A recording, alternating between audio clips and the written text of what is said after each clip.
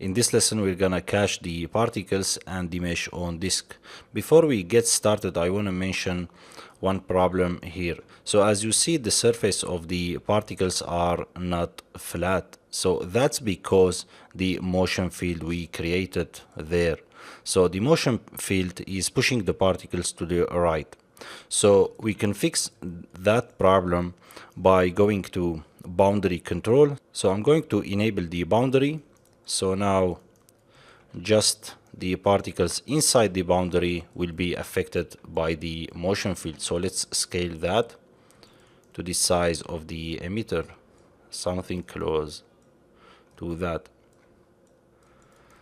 So now the motion field will no longer affect this area. So just the particles inside it. So now if I hit play, let's go back and hit play and see. I'd notice the first problem here, as the magnitude is not enough now. So we need to increase the direction magnitude to 10, and let's see if that is enough.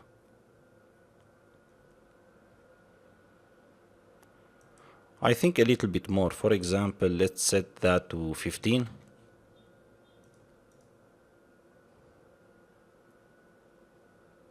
Now it's better than before.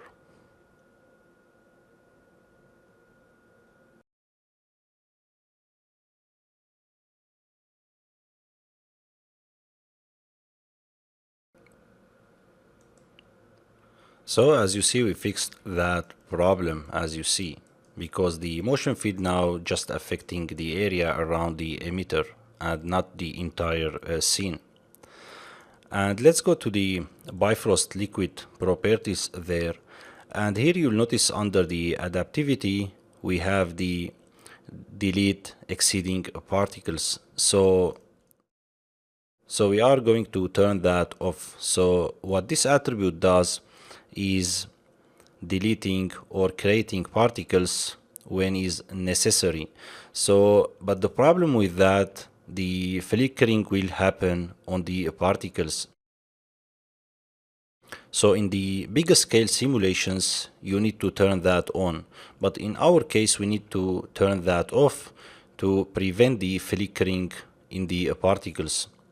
So we turn that off. We need to cache it again on disk. So let's go back to first frame.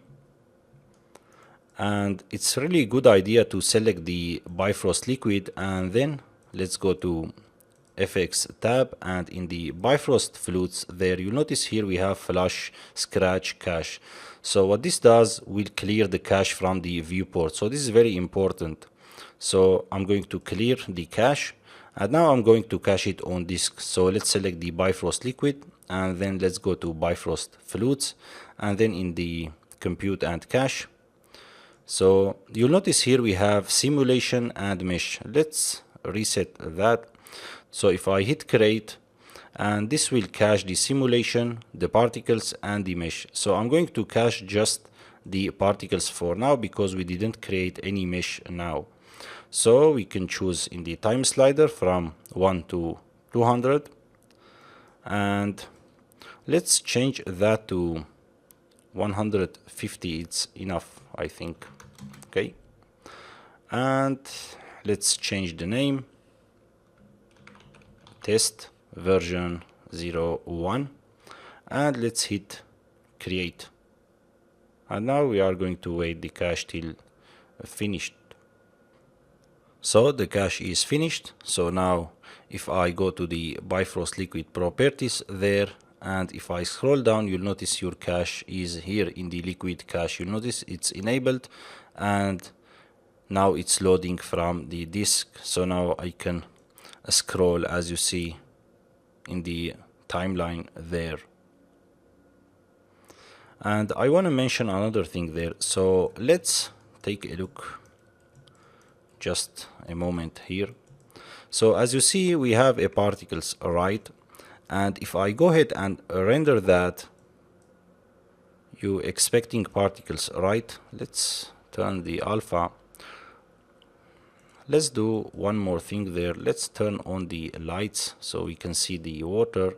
So let's render. As you see, we don't see the particles. So what's happening here, what's happening here, Maya renders the particles as a mesh. So just keep that in mind for a moment, okay?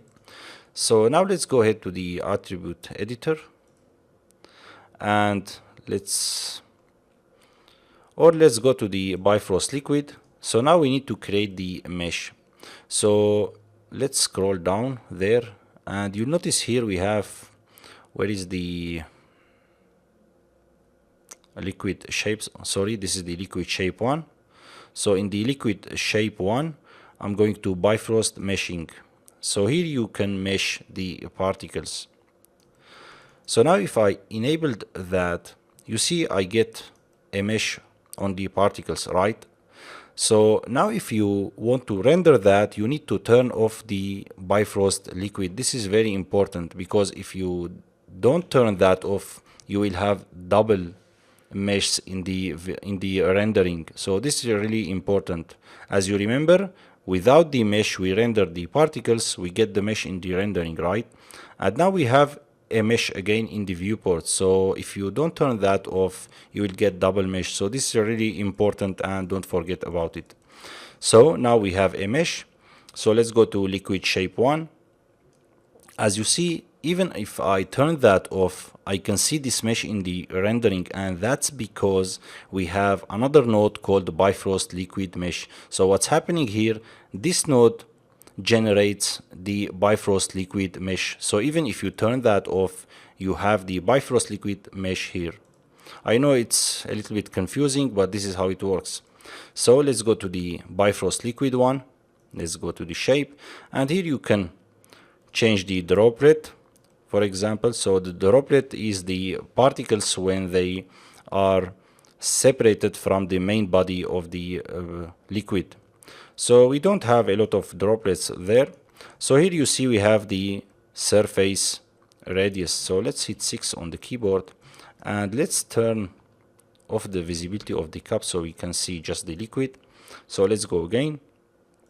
And in the liquid shape 1, I can control the surface radius, as you see here. And I can control the droplet. As you see, we don't have too much droplet, just one here. So, and I have the kernel factor. So this is going to smooth the mesh, as you see.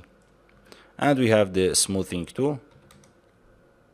This is going to apply more smoothness on the mesh. And we have the resolution. So if I set that to 2, as you see, we are getting more details on the mesh.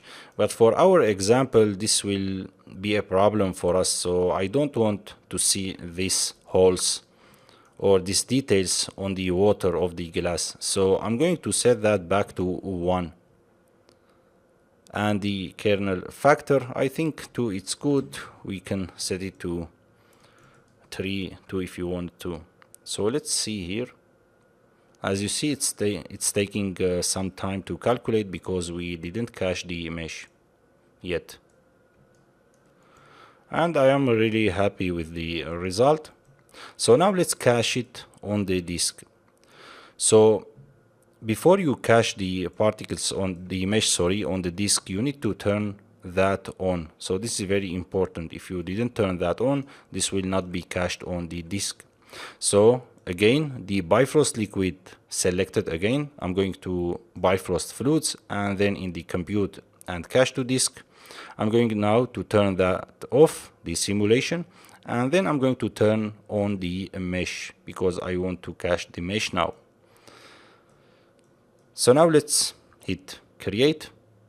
And sorry, before we hit create, it's really good idea to select the Bifrost liquid and go to Bifrost fluids and then flash scratch cache.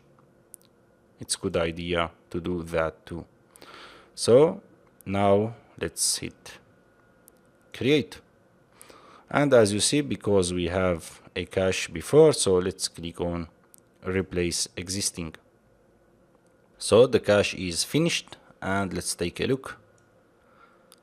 and you'll notice we don't see the mesh in the viewports. So let's go to the Bifrost liquid properties there, and I'm going to check the mesh if it's loaded or not. And I want to select the Bifrost liquid one, and then I'm going to Bifrost flutes and then flush scratch cache. And now as you see, we cleared the cache. Now the viewport is updated, and really this is very important. So if you get any problems or the viewport is not updated, make sure you click on that. So now we cached the mesh too. And sometimes I noticed some weird stuff happening in the Maya Bifrost. So for example, if I turn off the mesh cache, as you see, I am still seeing the cache. So even if I go there and turn that off, I am still seeing that. And if you select the Bifrost liquid and then go again to flush, and let's see, and again, as you see, we still see the cache in the viewport even if I turn that off. But now after clicking on the Bifrost flush scratch cache, so now as you see, we don't see the cache. We are generating that in the viewport. I can prove that because as you see, when the scratching is too slow, because Maya now generates that and doesn't load it from the cache. And another thing, if I check that on, and now as you see again, the cache is not loaded. So we need to select the Bifrost liquid again and go to flush scratch cache. So now the mesh cache is enabled, and you need to enable the solid cache to make the scratching faster. So I don't know, sometimes it's not updating, but always make sure you click on the flush scratch cache if you load or unload that. So, and another thing, I loaded the cache right here. So if I go to liquid shape 1 and disable that, as you see, I don't see the mesh in the viewports. So why that's happening? So if I cache the file, why I can't see the mesh? So you need to enable that in order to see the cache. So I don't know, this is how it works. So we cached that. So in the next lesson, we are going to shade the liquid and the cup. So see you.